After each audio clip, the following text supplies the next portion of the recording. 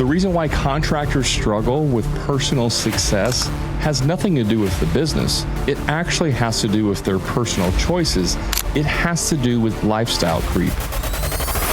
Hey, welcome back to the show. I'm your guest, Brad, and we're going to be talking about some personal things. We're going to be talking about what's keeping contractors from having personal success. So we're not really talking about business per se. We're going to be talking about personal. And the thing we're going to be talking about today is lifestyle creep. Now, what does that mean? Now, we've all heard of scope creep. It's whenever the client, says, well, I want to do this and I want to add this. And can you do this? And while you're here, let's make this change and blah, blah, blah.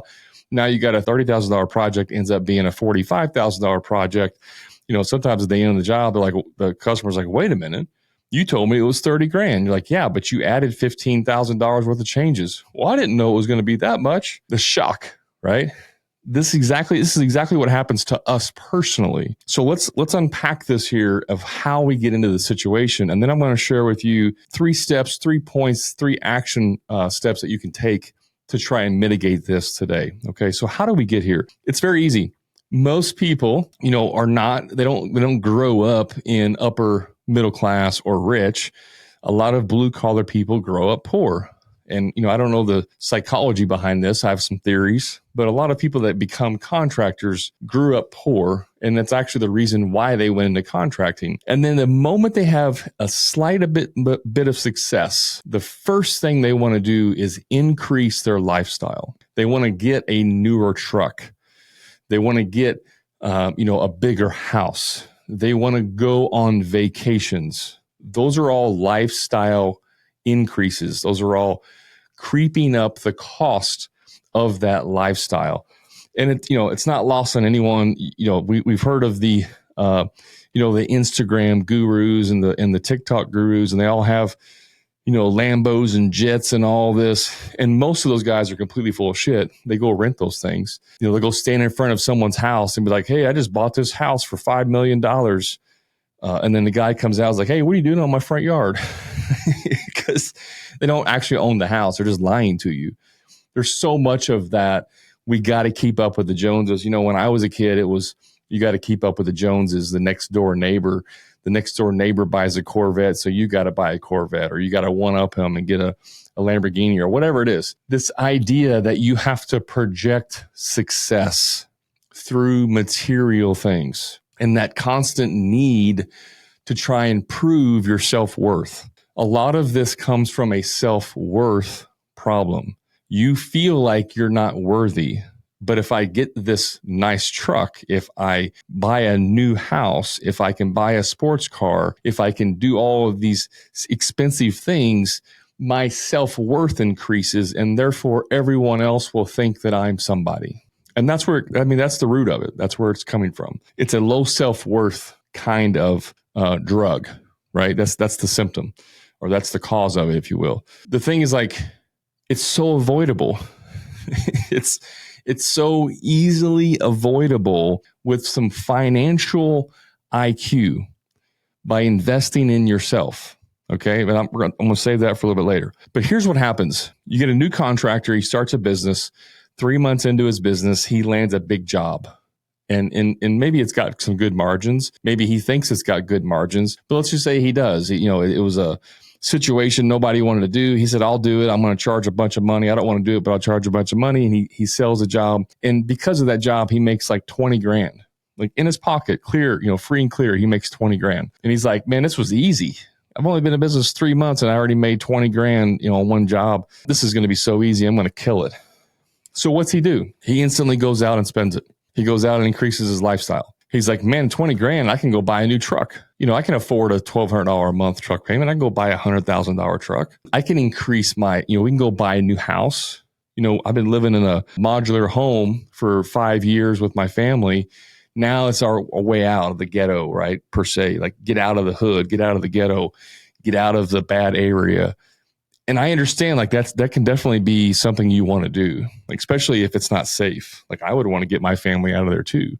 Totally understand the reasoning and the emotional, desire behind that. But if you just wait 1 month or 2 months or 3 months, just delay that decision by a very short period of time, it's going to change everything for you.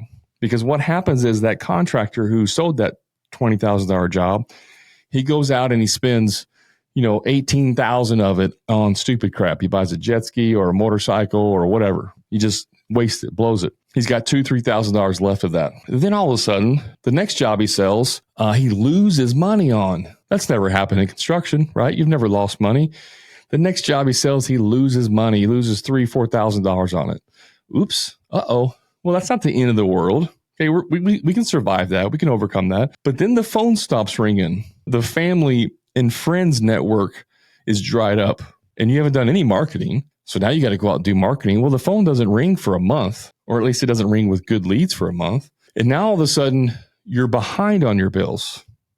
Now all of a sudden, that $1,200 a month truck payment is really hurting because you can't afford it. But if you just would have waited 3 months, and this exact same thing happened, when you lost to $3,000 or $4,000 on the next one, you would have had 20 grand that you could have easily absorbed. And then when the phone didn't ring for another month, you still had $16,000, $17,000 left to pay your overhead for the next month or two. And then in 2 or 3 months from now, when you do sell a job and you do get back on track, you've lost nothing.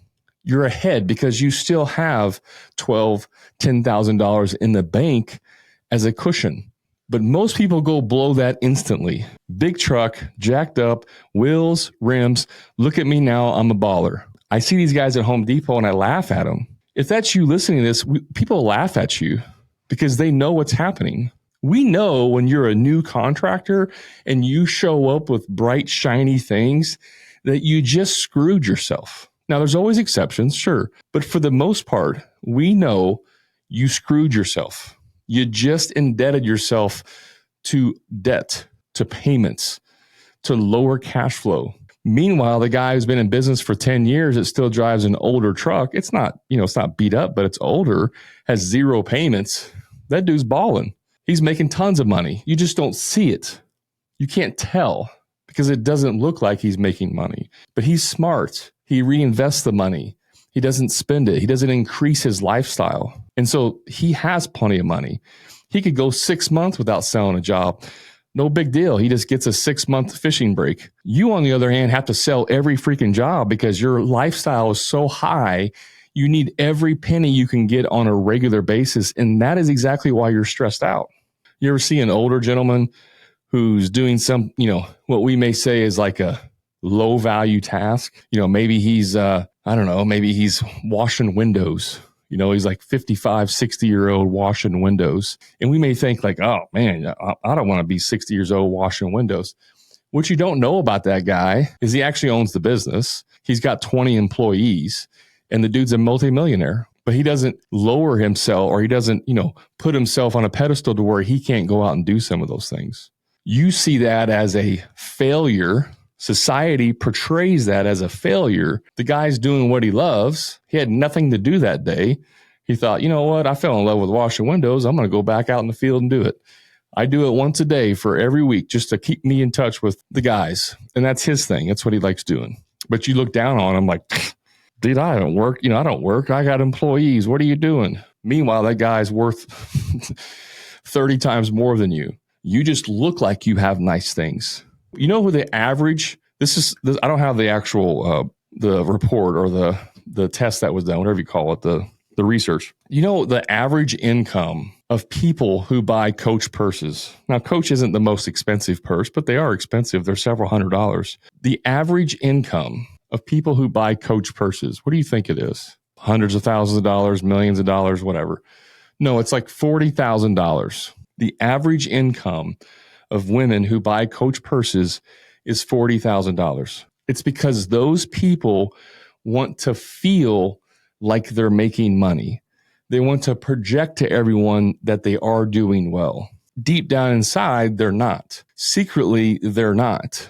They're portraying to everyone else that they're winning. It's a lie. It's a ruse. Most people that are like super rich, that became self-made millionaires and billionaires, you would not know it. Now there's always a percentage of people that buy, 10,000 square foot house and have all the exotic cars, but those are the people you see on socials because that's what they want to do. They want to be in the limelight. Most millionaires and billionaires do not want to be in the limelight. You don't ever see them out. They drive like a 6-year-old Camry. They dress in Levi's and a t-shirt, and they're worth like $50 billion. You'll never know that because those people want to blend in. They don't want to scream, I have lots of money, because they also know they're going to be a target. But that's not the main reason. They don't want to rub it in people's faces. They're humble. They're actually humble people. Okay. The point is that the only people who go out and buy expensive crap are people that are trying to impress other people. And most of the time they're in debt up to their eyeballs. They're drowning. They have no money. They have a $5 million business and they're broke. Why are doctors and lawyers and people that make $200,000, $300,000, $400,000 a year, why are they broke? Because they increase their lifestyle. They make $500,000 a year and they spend $500,000 a year on their lifestyle. If they would only spend, a moderate $200,000 a year on a lifestyle, which is a pretty good lifestyle, they would be making extra money each year and they would be banking. But they don't. Their buddy, who's a lawyer, a doctor, he buys a new boat. Well, shit, I gotta get a new boat too. And this guy has an expensive membership to the golf club that's $50,000 a year. Well, I got to get that too. You're always trying to outdo everyone else. Stop that. like stop doing that. Nobody cares. Really, nobody cares. People don't care about your success. They truly, truly don't. They may say that to you. Oh man, you're so successful. Man, you did such a great job. People really don't care. 5 seconds later, they forgot about you. They're not even thinking about you. All right. So this idea of lifestyle creep is what puts a lot of contractors in trouble because they increase their lifestyle based on a short win route, a short win rate. Over a short period of time, you win a lot. And then over the next 3 months, you lose a lot, which balances it out. But you've already bought over or spent over the amount that you needed. So here's a very basic thing. And I'm doing this visually. So if you're listening, I'll explain it. I got both my hands equal. I'm holding them up and they're equal. Let's say your lifestyle currently is you make $50,000 a year. It costs you, $48,000 a year to live. You're almost broke, right? And then all of a sudden through work and stuff, you make an extra $30,000 in the business. The business makes 30 grand. What you should do is not increase your lifestyle. But what happens is you increase your lifestyle by 30 grand. So even though you're making more money, you're spending the same or more money. And so you haven't actually increased your net worth or your income because your expenses went up. What you should do is stay where you're at. And then the next year or 6 months or whatever period of time, you make another 50,000 and another 60 or whatever. So now you're making like 100, you're paying yourself 100 grand where you used to only pay yourself 40. You got a $60,000 net increase in your income. What you can do is increase your lifestyle by maybe $5,000 or $10,000 a year, not by 60, by 5 or 10, and keep that extra 30 or 40% or 30 or 40,000 as savings, as a buffer, as an investment, as your retirement. So yes, you can increase your lifestyle a little bit, but don't max it out, guys. Don't be a baller. Ballers waste dollars. Okay. I don't know if I just made that up. Ballers waste dollars. Most people are not ballers. Just 99% of guys out there are not ballers. They're liars. So don't be a baller and waste dollars. Okay. Be smart. So let's look at a couple things you can do. This is 3 things that you can start doing to reverse the impact of these bad decisions that you have. Hey, just a quick time out from the show. If you're a frustrated contractor who's dealing with low profit margins, stuck working on the tools every day, or doing free estimates for people who are never going to hire you in the first place, I invite you to my private contractor community, the Profit Club, where contractors just like you are adding 2 to 3 times more profit each year without producing any more jobs and finally getting completely off the tools to never do another free estimate again. So if you're ready to increase your profits, stop doing free estimates and get off the tools, then all you have to do is click the link in the show notes to learn more about the Profit Club and see how it can easily 2 to 3 times the cash in your pocket, give you a proven sales process that will convert more jobs with ease and get you off the tools once and for all. And the best part is you can do all of this without having to produce more jobs than you currently are. Click the link to learn more. Now let's get back to the show. Number 1, pay your future self first. What does that mean? Most people increase their lifestyle spending the moment they make money. Make a little bit of money, go spend it. Make a little bit of money, go spend it. Make some more money, go spend it. It's like burning a hole in their pocket, right? And that's because they have poor financial IQ, poor financial discipline. Here's what you can do. Redirect the raise into assets before it ever hits the checking. So what you can do, and obviously it depends on how you pay yourself, if it's draws, if it's a salary, whatever. There's some logistics you got to figure out. But here's what you do instead. Increase automatic transfers to savings or investments by a percentage that you won't feel, 5, 10%. So if you do start paying yourself more, you pay yourself, say, $20,000 more a year, $50,000 more a year, take 5, 10, 15% of that money before you deposit in your account. And then automatically, if you use, automatic transfers, put that into a savings account or an interest account before you get the money. So instead of paying yourself $100,000, you take $10,000 out of that and you put into a savings, you're only paying yourself $90,000. Does that make sense? You're automatically combating against your own natural desire to increase your lifestyle by a factor of $10,000 a year. That's probably too low, but that's just an example. And you can start low. Second thing on that is create a tax overhead profit allocation account. So if you don't have one, have an account for savings and then transfer that money over. Treat saving like a bill. This is interesting. If you are going to put that $10,000 a year, or let's say it's $12,000 a year, you're going to put $1,000 a month. You're going to save $1,000 a month. Treat that as a bill that you get from a vendor, right? Vendor sends you a bill for $1,000. Crap, I got to pay this bill. I'm going to pay it by putting it into an investment account, right? And I'm not getting into tax, savings and personal investment advice, whether it's a high yield, or IRA or whatever. You talk to people and figure that out. I'm just saying, put that money and treat it like it's a bill. Pay the bill each month like it's non-negotiable, like it's your electric bill or your cell phone bill. Hell, even if you have to, create an invoice, an automatic invoice, and invoice yourself, in the email. Set up a reoccurring invoice that sends you a bill for $1,000 a month. Whatever it takes, you have to combat your own emotions here. You have bad habits. You're combating bad habits, right, of spending. So what you're doing is you're building wealth quietly instead of constantly chasing the next more expensive toy. The guy who stacks cash wins, not the guy who flexes, right? Ballers spend dollars. A lot of times it's I made an extra 30 grand this month. I'm going to put $10,000 into a savings account. And then the next month, I only made $5,000. Well, I need all that money, so I don't put any into savings. But if you just do it as a percentage, whether it's $100,000 or $10,000, it's just a percentage of that amount. And that money goes into a savings. If you try to do it based on how much money you make, it becomes irregular, sporadic, and then you end up not doing it. Okay, so pay yourself first. Pay your future self first. Number 2, I love this one. Adopt a 30-day delay on purchases. Man, I can't tell you how many times I've wanted something so bad, a new gun, a new toy, a new technology, a new widget, whatever it is. And the second I got the money, saved up, I go buy it, right? Boom, instantly buy it. And then a week or two later, I'm kind of this really wasn't as much as I had hoped. It's not as exciting as I thought it would be. I just wasted $2,000, $5,500, whatever it is, on this thing that I thought I really, really wanted. And turns out I really didn't need it. And I really don't even enjoy having it. If you adopt a 30-day delay on purchases, it prevents that from happening because it takes the emotion out of it.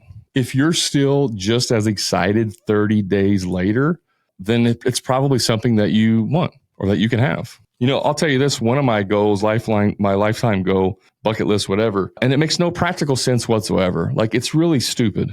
It's really a stupid thing to do, but it's on my bucket list. It's one of my top dreams. And that is to get a helicopter pilot's license and then buy a helicopter. We're talking $1 million purchase. I don't know if I'll ever do it or not.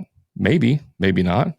But it's been since I was like 8 years old, I've wanted to fly helicopters. It's my lifelong dream.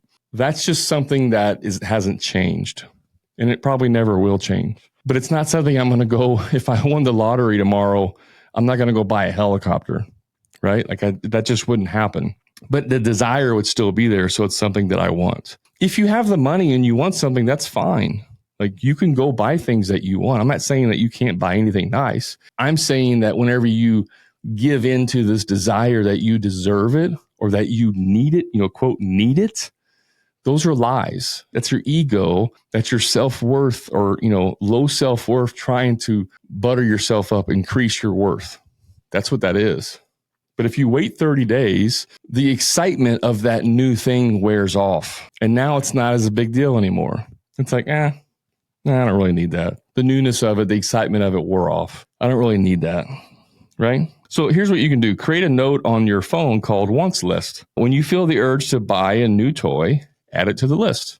Like you can have a wants list, nothing wrong with that. If you still want it in 30 days and it generally adds value, buy it guilt-free. That's the important thing. If you have the money and you wait 30 days and you truly want it, you can go buy it guilt-free. How many of you bought something and immediately had buyer's remorse? You're like, I don't know if I really want this. I don't know. It's kind of dumb. Why did I spend this much money? Right? That's what that's preventing. When you start making more money, you want to go spend it. If you wait 30 days, it creates a new set point. Now, again, this is scientific. Every one of us has a set point in our bank account. So let's say your set point, because you're not making much money, you live in a double wide, you're barely making ends meet. Your set point might be $2,000. Like you try to have at least $2,000 in your bank account. What happens when your set point is so low is that when you do make, say, $5,000, $6,000, $10,000, now you got 10 grand in your bank account, but your set point is 2,000. You will somehow figure out how to waste $8,000 and only $8,000 because you won't go below your set point, which is $2,000. This is a psychological phenomenon that happens. It doesn't matter if it's 50,000, 100,000, 1 million. If your set point is $2,000, you will figure out a way over a period of time to spend all of that money. This is the exact reason why people who win the lottery are broke or more broke 4 years later because they've spent every penny of it. They had no financial discipline, no financial IQ. When you have a 30-day wait on purchases and say your set point is $2,000 and you make $10,000 extra and you put that $10,000 into your bank account and now there's $12,000 in there and you wait 30 days, what happens is your brain kind of gets used to the idea of having $10,000, $12,000 in your account instead of $2,000. You're like, this is actually kind of nice. I like having that extra buffer. I like having $10,000. And what you do is you subconsciously train your brain because you waited 30 days to raise your set point to $10,000. That's your new low set point. Now, all of a sudden, you don't want your bank account to go below $10,000 because you've looked at that money sitting there for 30 days and you've gotten used to it. But when you get that money and you go out and spend it immediately, you don't give a chance to increase your set point. And so it's $2,000. And then you do it again. And then you get 30 grand in your account and you put $30,000 in your account and you let it sit there for 30 days. Now your set point increases. Now you get used to the idea of having 30,000 in your bank account or 50,000 or whatever it is. And so now you don't want to go below that. Now, when you got 100 grand in your account and your set point is 80,000, you're like, well, I can afford to spend 20 grand, but I have to have at least $80,000 in my account. I won't go below that number because that's my new set point. I only have 20 grand available to go spend. That's a psychological hack to increase your set point by simply waiting 30 days. It also removes the emotional impact of that item. This is why people go out and buy every iPhone that comes out when there's no new features. Oh, I got to have the new iPhone 34. It's got one more megapixel picture. It's amazing. Let me go spend $1,500 on this phone. I think I'm on like the Note. I have Android. I think I'm on like Note 20 or something, maybe 18. I don't know. I keep my phones for like 4 or 5 years. I keep my watches like 4 or 5 years. I don't buy the new stuff every time it comes out. I don't care. I don't need it. Now, if there's a technology that I need for my business, I'll absolutely go spend it, right? If I need an iPad for my business, I'll go buy that immediately. But I don't need to go buy a new iPad every year. You see what I'm saying? There's a difference there. I'm not like sucked into this. I got to have new to improve and show or impress everybody. So wait 30 days and you'll see your set point go up. The last one here, number 3, is upgrade your skills, not your stuff. Ooh, this one hurts. When you do get some extra money and you say, you know what, it'd be really, really nice to go buy a new Harley Davidson. You know, I'm going to go spend 15 grand on a Harley. You can afford it. Sure. No problem. But what if you spent 15 grand on a new skill, right? You got coaching, or you went to a conference, or you got a new certification, or you went to a night school, or whatever it is. Like you went and improved your knowledge, you improved your self-value, not your self-worth, your self-value. You become more valuable. You can actually charge more money. So you make a small $10,000, $15,000 investment in yourself. And then that skill set that you learn actually allows you to go make another $10, $15, $20, $50,000, $100,000 a year because you learn new skills. That's a pretty good investment. Like if you came to me and said, Brad, I got 2 choices I can make. I can take 10 grand and I can go get coaching, or my family's never been on vacation before and I can go to Disneyland, take them all to Disneyland, spend 10 grand, have an amazing experience. Which one should I do? I'd say you need to go get coaching. And then the additional money that you make from the coaching will allow you to go to Disneyland 3 times. I mean, think about that for a second. Now, I love experiences. My wife and I are not about having tons of material things. Now, I like, and by the way, I love like premium stuff. When we go do something, I want the premium every time. I like spending the money. And I don't mean like, buy a new car, going and buying a Ferrari. I'm talking about that. I'm saying like, if we go on a cruise, we're not buying the lowest stateroom. Like we're going to buy, the medium towards the top. Like give me the better experience. I'm going to pay premium. We fly, give me first class if we can afford it, depending on what it is, or if it makes sense, right? Like I don't have to have first class all the time. I'm just saying I like to upgrade. I like premium things. If there's something I can buy for $50, but there's a better version of it for $80 and it does the exact same thing, I'll buy the $80 version just because I like the premium side of it. We like to invest in experiences. Like we'd rather spend a lot more money on an experience than to buy a material thing that really loses value and doesn't provide as many memories. Now, obviously, you can buy a motorcycle and it's going to provide a lot of memories. I used to have a motorcycle, I understand. But it's not going to create value in your life initially, and it's not going to create more value. So like going on a vacation is an experience for sure, and you should have those experiences. But if you have to choose between vacation or investing in yourself, I'm going with investing in myself because it's going to create more money that's going to allow me to have more experiences. So I can have one experience and that's it. Or I can go get money, delay that experience, and then 6 months or a year from now, I can actually go have 3 of those experiences. You see what I'm saying, how that works? If you go spend your money the second you get it, you're going to rob your future self. You're robbing your future self to enjoy today. And that's a bad equation. It's a bad decision. So here's the punchline. Wealth isn't built by how much you make, okay? It's built by how little you need to look successful. Remember the billionaire that dresses in Levi's and a t-shirt and drives a 6-year-old Camry? He's not trying to look successful. He already is successful. So what's the takeaway? Stay hungry, stay disciplined, stay dangerous.